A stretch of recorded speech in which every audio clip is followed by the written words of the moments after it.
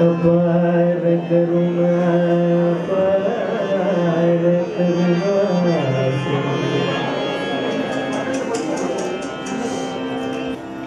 अपार करुणा सिंधु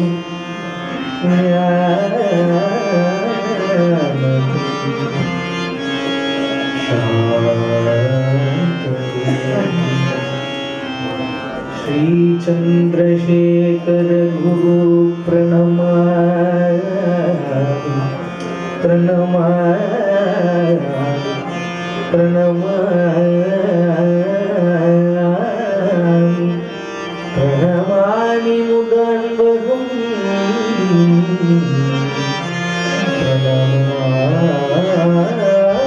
प्रणमामि मुदान्वहम्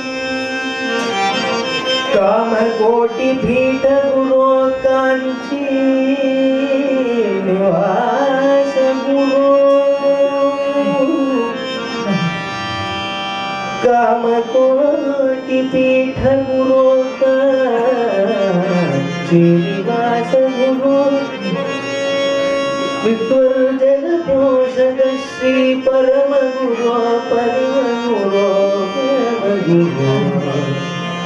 कांची कामकोटि जगद्गुरो प्रणमामि मुदान्वहम्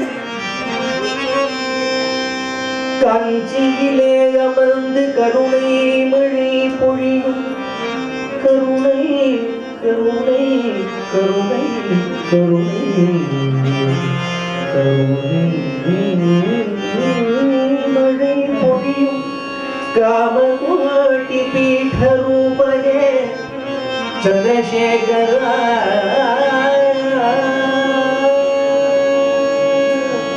प्रणमामि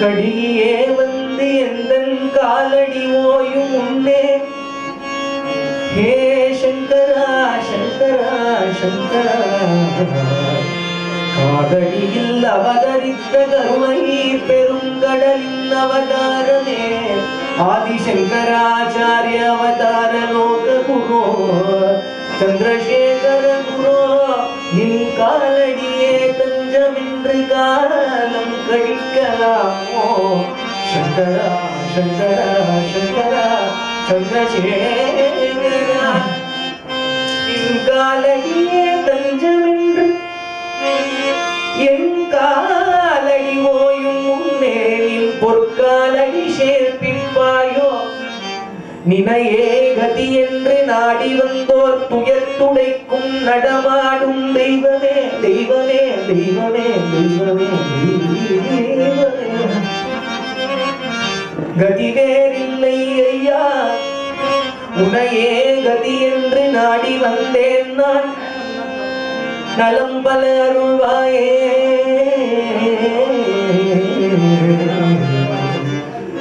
சந்திரசேகரா சந்திரசேகரா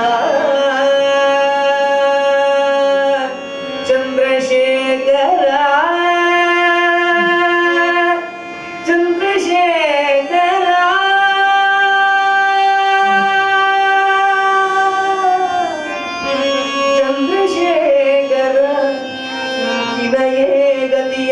நாடி வந்தோர் புயத்துடைக்கும் நடமாடும் தெய்வமே தெய்வமே தெய்வமே தெய்வமே நினையே நாடி வந்தேன் நான் காஞ்சி காமாட்சி பாத பங்கஜ பூஜ ஆனந்த குரு अद्वैत बोध गुरु आत्म विचार गुरु विध्वर्जन घोषय श्री मम काम मोह ताप शमन करुणा विलास गुरु चंद्रशेखर गुरु प्रणमामि प्रणमामि प्रणमामि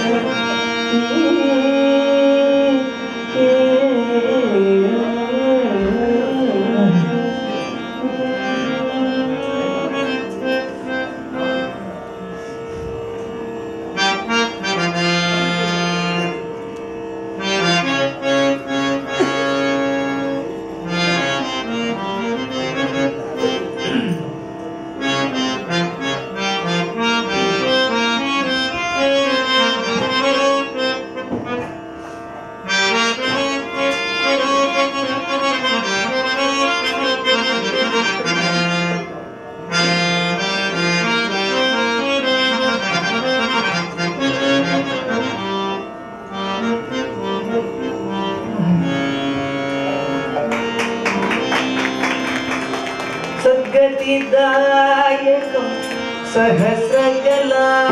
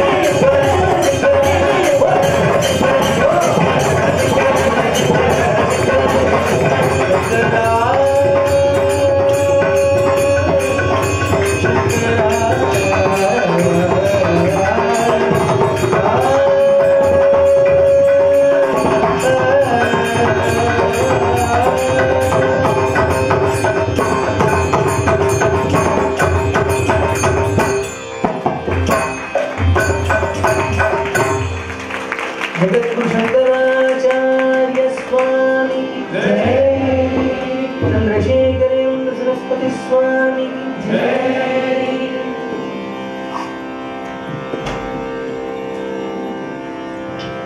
गुरु त्यागी गुरु पर के साधन नाई, गुरु त्यागी गुरु पर के साधन नाई, गुरु त्यागी गुरु पर के साधन नाई, गुरु त्यागी गुरु पर के साधन नाई, गुरु पर के साधन नाई, गुरु पर के साधन नाई, गुरु पर के साधन नाई, गुरु पर के साधन नाई, गुरु पर के साधन नाई, गुरु पर के साधन नाई, गुरु पर के साधन नाई, गुरु पर के साधन गुरु त्यागी गुरु पर के साधन नाई, गुरु त्यागी गुरु पर के साधन नाई। हे सद्गुरु पूजन हे शिवाजे अनुष्ठान, गुरु पूजन हे शिवाजे अनुष्ठान, गुरु पूजन हे शिवाजे अनुष्ठान, गुरु पूजन हे शिवाजे अनुष्ठान, हे शिवाजे अनुष्ठान, हे शिवाजे अनुष्ठान, हे शिवाजे अनुष्ठान, हे शिवाजे अनुष्ठान। गुरु सेवा का संकल्प हे शिवाजे पूर्ण जप, गुरु सेवा का संकल्प हे शिवाजे पूर्ण जप, गुरु सेवा का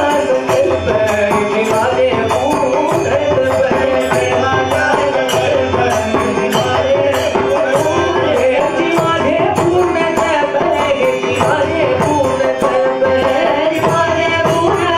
हे शिवाजे पूर्ण जप। शांति सरसा के गुरु ज्योति पर ब्रह्म, सरसा गुरु ज्योति पर ब्रह्म, शांति सरसा के गुरु ज्योति पर ब्रह्म, शांति सरसा गुरु ज्योति पर ब्रह्म, गुरु ज्योति पर ब्रह्म, गुरु ज्योति पर ब्रह्म, गुरु ज्योति पर ब्रह्म, गुरु ज्योति पर गुरु त्यागी गुरु पर के साधन नाई, गुरु त्यागी गुरु पर के साधन, गुरु पर के साधन नाई, गुरु पर के साधन नाई, गुरु पर के साधन नाई, गुरु पर के साधन, गुरु पर के साधन नाई, गुरु पर के साधन, गुरु पर के साधन नाई, गुरु पर के साधन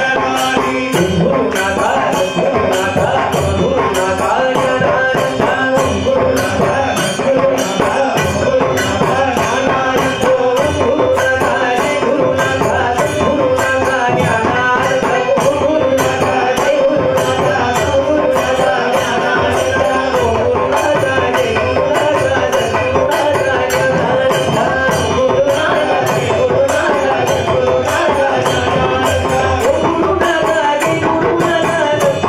गुरुनाथा गुरुनाथा ज्ञानानंद, गुरुनाथा गुरुनाथा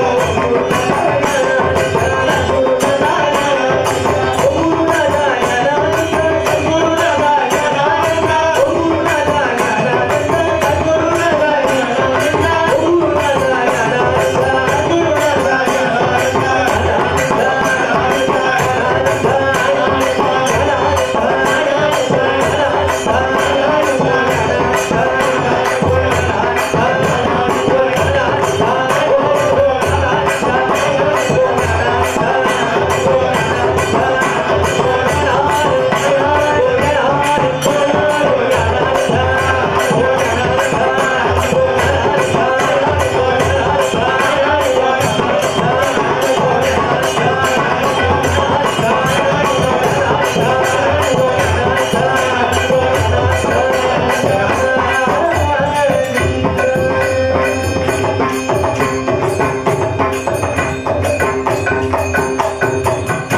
ज्ञानानंद, सद्गुरुनाथ महाराज की जय, सद्गुरु ज्ञानानंद परमहंस मूर्ति की जय, समस्त सद्गुरु मंडली की जय, समस्त साधु मंडली की जय।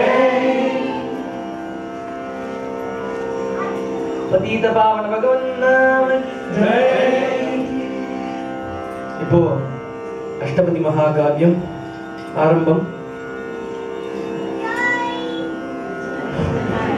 முன்னாடி சொன்னாப்ல இல்ல, அது நான் சொன்னேன் இல்லையா, ராமர் அங்க வந்ததுக்கு காரணம் ராமர் வசத்தியா ராமநாமா வசத்தியான்னு கேட்டா ராமநாமா வசத்தி. அந்த ராமநாமா உள்ள போய் ஏதோ பண்ணுங்கிறதுனால அந்த குழந்தை வாய்க்குள்ள ஜெயின்னு வருது இல்லையா, அது உள்ள ஏதோ பண்றது. இது காரணம் நீங்க எல்லாரும் சேர்ந்து சொல்றேன், அது அந்த நாமா அந்த குழந்தைக்குள்ளேயும் போய் அது வேலை செய்யுது. ஏன்னா இது புனரபி ஜனனம் புனரபி மரணம் புனரபி ஜனனி ஜடரே சயம் இக சம்சாரே बहुस्तारे कृपया पारे पाहि मुरारे भज गोविंदम गोविंदम भज मुडमते. இந்த சரீரத்தில் இருக்கக்கூடிய ஆத்மா என்னைக்கோ ஒரு நாள் வேற ஏதோ சரீரத்துல இருந்து இந்த ராமநாமா சொல்லியிருக்கும். அந்த நாமா இன்னைக்கு எல்லாரும் சேர்ந்து சொல்லும் போது அந்த உள்ள இருக்கிற ஆத்மா ட்ரிகர் ஆகி அந்த நாமா ஞாபகம் வந்து அந்த ஜெய்கோஷம் போடுறது. நம்மளுடைய பாவம் தானே எல்லாமே.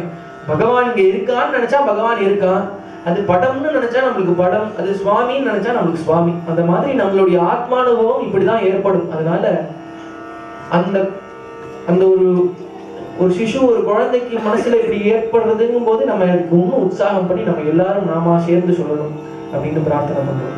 இப்போ அஷ்டபதி தொடர் ஆரம்பம். சத்குரு சுவாமிகளுடைய கிருபையினால நம்மளுக்கு இந்த அஷ்டபதி மகாகாவியம் கிடைக்கிறது. 24 அஷ்டபதி பாடுற வழக்கம்.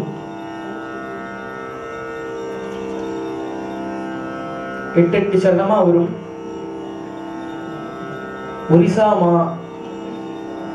ஒரிசாங்கிற க்ஷேத்திரத்துல ஜெகநாத சுவாமி பூரிங்கிற அந்த ஸ்தலத்துல கிருபை பண்ணிட்டு இருக்கார்.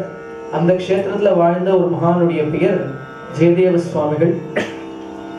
பிரம்மச்சரியத்திலேயே இருந்து பக்தி பண்ணணும்னு பிரார்த்தனை பண்ணிட்டு இருந்தார் பகவான்கிட்ட. ஆனா பகவானுடைய சங்கல்பம் அவர் கிரகஸ்தரா இருந்து பக்தி பண்ணணும்னு அவருடைய மனசுல இருக்க, பத்மாவதிங்கிற அம்மாளுடைய அவருக்கு திருமணம் ஏற்படுறது. அனுதினமும் ரொம்ப முக்கியமா அவாத்த ராதாகிருஷ்ணரை வச்சு ஆராதனை பண்ணிட்டு வரா. அந்த சமயம் இந்த ஜெயதேவ சுவாமிகளுக்கு பக்தி ஜாஸ்தியா இருந்தும் பிரேம பக்தி இல்லாம லௌகீகமா பக்தி உள்ள இருக்கும், அது பிரேமையா இருக்காது. அதாவது அர்ச்சனை பண்ணணும் சுவாமிக்குன்னா குழந்தை அங்க உட்கார்ந்துட்டு இருக்கான், அவனுக்கு ஒரு அபிஷேகம் பண்ணணும் அப்படிங்கும் போது நம்ம மாத்து குழந்தைக்கு எப்படி குளிப்பாட்டி விடுவோம், அதுக்கு இப்படி அழகா நீவி விட்டு அழகா வாயெல்லாம் தொடச்சு விட்டு அப்படி அபிஷேகம் பண்ணுவோம் இல்லையா. இவர் அந்த பாத்திரம் நிறைய அந்த தண்ணியை அதை ஜக ஜக ஜகன்னு தலையில கொட்டுவார். பூவா அதை அப்படியே குமிச்சு பூவை ஃபுல்லா குமிச்சு அந்த கிருஷ்ணரை மூடி விடுவார். இப்படி பண்ணிட்டு இருந்தவர் அந்த எதுக்காக கல்யாண பந்தம் எதுக்காக ஏற்படுறதுன்னா பக்தி பண்றதுக்காக மட்டுமே. அதுதான் பிராதானியம். இந்த சரீரத்துக்கு உண்டான விஷயங்கள் அந்த சரீரம் பார்த்துக்கும். ரமண மகர்ஷியோட இது அப்ப சொல்ற, தேகத்துக்கு தானப்பா அந்த சிரமம் வருது, அந்த தேகம் பார்த்துக்கும், நாம ஏன் கவலைப்படணும்? இந்த உள்ளுக்குள்ள இருக்கிற ஆத்மானுக்கு உண்டான கவலை என்ன? பகவானை பார்க்கணுங்கிற கவலை, பகவானை அடையணுங்கிற அந்த கவலையை மட்டும் நீ மனசுல வச்சுக்கோ. இந்த கவலை உனக்கு தெரியாம போயிடும். எல்லாருக்குமே சரீர விஷயமா இந்த சரீரம் எடுத்தா இந்த சரீரத்துக்கு உண்டான கர்மா கேட்டாப்ப அந்த சரீரம் அனுபவிக்கும். ஆனா அந்த கர்மாவை அந்த சரீரம் பார்த்துக்கணும்னு விட்டுவிட்டு நம்ம இந்த நாமா சொன்னா நம்மளுக்கு இன்னைக்கு காத்தால நம்ம நாமா சொல்றோம், ஒரு 100 நாமா சொல்றோம், அதனால நம்மளுக்கு பலன் வருமா அப்படின்னு உத்தேசிச்சுன்னு பண்ணக்கூடாது. நம்மளுடைய ஒரே பலன் மனசுல என்ன இருக்கும்னா பகவத் சரணம் தான் பண்ணணும், பஜனையில இருக்கணும். அப்பேற்பட்ட பக்தி பாவத்தை இருக்கக்கூடியவர் ஜெயதேவ சுவாமிகள். ஆனா அந்த பிரேம குறைச்சலா இருக்க இந்த திருமணம்னு ஆன அப்புறமா அந்த பாரியாள் என்ன பண்றா, இவருக்கு பிரேம பக்தினா என்னன்னு புரிய வைக்கிறா. அதுல இருந்து பேச மாட்டா பத்மாவதி. ஆத்துக்காரர்கிட்ட சொல்ற, சுவாமி இந்த குழந்தைக்கு நீங்க அபிஷேகம் பண்றீங்க. யாரு குழந்தை? நம்ம கிட்டாதான், நம்ம குழந்தைக்கு. ஆமா, அப்பவே தோன்றது பாரு, அவளுக்கு கிருஷ்ணரை நம்ம குழந்தைன்னு தோன்றது. சொல்லுமா, இந்த குழந்தைக்கு தட தட தடன்னு மேல ஜலம் ஊத்தும் போது அதுக்கு மூச்சு முட்டும் இல்லையா, அப்படி ஊத்தாது. நம்ம மாத்து சுவாமிக்கு பண்ணும்போது அழகா பாதத்திலேருந்து ஆரம்பிச்சு அப்படியே அழகா பண்ணிட்டு வாங்க. அப்படி பண்ண வஸ்திரத்தெல்லாம் ஒரே மாதிரி எல்லாம் பச்சை பச்சையா மஞ்சளா அப்படியே பண்ணிட்டு வர அவர் சொல்லித்தரா. ராதைக்கு வந்து சிவப்பு வஸ்திரம் போடுங்கோ, இவருக்கு ஏன்னா ராதை வந்து நல்லா பால் வெள்ளையா இருப்பா பாக்குறதுக்கு அழகா. அவளுக்கு இந்த கலர்ல போட்டா எடுப்பா இருக்கும். கிருஷ்ணனும் கருமேகம் மாதிரி அழகான ஒரு கலர், அதுக்கேத்தாப்புல ஒரு போடுங்கோன்னு அப்படி சொல்லி தரா. புஷ்பங்களை அப்படி மேல குவிக்காம அழகா கேசவாய நமஹ மாதவாய நமஹ கோவிந்தாய நமஹ பாதத்துல சமர்ப்பணம் பண்ணி அழகா டெக்கரேட் பண்ணி சுவாமி அழகா பண்ணி அந்த ஜூலால வச்சு அனுதினமும் அஷ்டபதி பாட ஆரம்பிக்கிறார். இந்த சங்கம் வந்ததுனால அவருக்கு பிரேம பக்தி உண்டாருது. அதனால இந்த அஷ்டபதி மகாகாவியம் உண்டாருது. எதுக்காக சொன்னா அவர் மகானாவே இருந்தாலும் இயற்கையா ஒரு ஆத்துக்காரி பாரியால் எவ்வளவு நன்னா அமையறாங்கிறத பொறுத்துதான் இவரை டிஃபைன் பண்ண முடியுது. இந்த அஷ்டபதி மகாகாவியத்திலே பார்த்தேன்னா பத்மாவதிக்கு தான் முதல்ல சாட்சாத்காரம் ஆனது பகவானுக்கு. ஏன்னா இவர் சொல்ற நாம அந்த ஸ்திரீகளோட இதுல பார்த்தேன்னா ஸ்திரீகள் அக்னி காரியம் பண்ண முடியாது. ஆனா இந்த அக்னி காரியம் பண்ணக்கூடிய அந்த புருஷர் என்னெல்லாம் அவருக்கு உண்டான பலன்லாம் இருக்கோ அந்த பலன் எல்லாம் வந்து அது ஆதிகாரிக்கு வந்து சேரும். அவ எதுவுமே பண்ண வேண்டாம். பக்கத்துல அந்த தர்பையை பிடிச்சி நிப்பா பார்த்தீங்களா, அது மட்டும் தான் பலன். அதுக்கு இவாளை விட 10 மடங்கு அவளுக்கு பலன் வந்துடும். இங்க இவா காரியம் பண்ணா போறோம், ஆனா அவளை பண்ண வைக்கிறது இவர் தான். அதனால அஷ்டபதி மகாகாவியம் எழுத ஆரம்பிக்கிறார். இந்த காவியம் எப்படி ஆரம்பிக்கிறதுன்னா, கிருஷ்ண பகவான் வந்து ஒரு சமயம் அவ அப்பாவோட நானும் மாடு மேய்க்க போறேன்னு அழறான். அம்மா யசோதா சொல்றான், நான் டெய்லியும் தான் அனுபவிச்சுட்டு இருக்கேன், நந்தகோபுரே நீங்க இன்னைக்கு ஒரு நாள் அனுபவிங்கோ அப்படின்னு அழகா அப்பா மாதிரி பரிவிட்டெல்லாம் கட்டிண்டு அவருக்கு ஒரு மாடு ஓட்டுறது. அவனே திருண்டு இருப்பான், அவன் ஹெய்ங்கிறானா அந்த மாடை. ஆனா அந்த குழந்தை அந்த மாடும் கிருஷ்ணன் விரட்டுறானோ இல்லையா அதுக்காகவே போறது. அந்த மாதிரி அவனும் நல்லா ரெடி பண்ணிட்டு அப்பாவோட நீங்க அந்த குழந்தை இந்த இஸ்கோனோட இதெல்லாம் பார்த்தீங்கன்னா அந்த குழந்தை கிட்ட அப்பாவோட நந்தகோபுருடைய அந்த பாதுகையை தலையில தூக்கிட்டு இப்படி இடிங்கிட்டு நல்லா கொழுக்கு முழுக்குன்னு இருக்கும். அழகா அந்த கிருஷ்ணன் வந்து கொடுக்குறான். அப்பாவோட கொண்ட தூரம் போகும்போது அப்பா வாசல்லே சொல்றா, கிருஷ்ணா நான் ரொம்ப தூரம் போறேன்டா, நடுவுல திடீர்னு நீ அம்மான்னு அழுதுட்டு இருந்தேன்னா நான் திரும்ப கொண்டு போய் விட மாட்டேன். சரி சரிப்பா நான் அழமாட்டேன்ப்பா, சரி கிளம்புறான். கொஞ்சம் தூரம் போக திடீர்னு எழுத்தாப்புல ராதை வரா. ராதையை பார்த்தோடனே கிருஷ்ணன் வந்து இது எல்லாமே அவனுடைய திருவிளையாடல் தானே. அவனுடைய கண்களால மேகத்தை கட்டாட்சம் பண்ணி கருமேகங்களை சூழ வைக்கிறான். ஜோடு மழை பெய்கிறது, இடியை இடிக்கிற மாதிரி ஒரு சப்தம் கேட்கறது. மழை பெய்யறதுக்கு முன்னாடி இடி இடிக்கிறத கேட்டோடனே அப்பா பயமா இருக்கு, நான் ஆத்துக்கு போகணும் அழறான். ஏ கிருஷ்ணா நான் அவனை சொன்னேனா இல்லையா, நீ ஆத்துக்கு போவேன்னு அழுவேன், நீ இப்பயே இருந்தா நான் இப்ப ஆத்துக்கு போகணும்னு எழுத்தாப்புல ராதை வரத பாக்குறா. அம்மா ராதை என்ன கொஞ்சம் இந்த குழந்தைய நம்ம கிரகத்துல கொண்டு போய் விட்டுடுமா அப்படின்னு பிரார்த்தனை பண்ண. அந்த ராதை வந்து அந்த கிராமத்துக்குள்ளேயே இருக்கிறதுனால ராதை வந்து கிருஷ்ணனை வாங்கிக்கிறா. ராதை வயசுல வந்து கிருஷ்ணனோட வயசுல பெரியவளா இருக்கிறதுனால இடுப்புல தூக்கி வச்சுட்டு அந்த யமுனா நதிக்கரையோரமா போக இந்த தமால விருட்சத்துக்கு கீழே இந்த மகாகாவியம் ஆரம்பிக்கிறது. பகவான் தன்னை கீழே இறக்கி விடும்படி ஆக்ஞை பண்ணி, ராதே நீ யாருங்கிறத உணருமா அப்படின்னு அவனுடைய கட்டாட்சத்தினால அந்த திரைய விலக்கி அவளுக்கு தான் ஜெகன்மாதாங்கிறத புரிய வச்சு, ராதை தான் ஜெகன்மாதாங்கிறத உணர்ந்த அப்புறமா பகவான்கிட்ட பிரார்த்தனை பண்றா, எனக்கு ஏத்தாப்புல ஒரு யுவனா நீங்க காட்சி அளிக்கணும்னு சொல்ல பகவான் கிருஷ்ணன் பாலனா இருந்த கிருஷ்ணன் யுவனா மாறி அவனுக்கு கட்டாட்சம் பண்றா. அங்க அந்த தமால விஷயத்துல இந்த யமுனா நதி கரையில இந்த கிருஷ்ணலீல நடக்கிறது. அது ரொம்ப அழகா அந்த ஒரு அஷ்டபதியா சொல்லிட்டு வரா. நம்ம முடிஞ்ச வரைக்கும் எவ்வளவு அனுபவிக்க முடியுமோ அவ்வளவு அஷ்டபதியில இந்த செஷன்லயே அனுபவிப்போம்.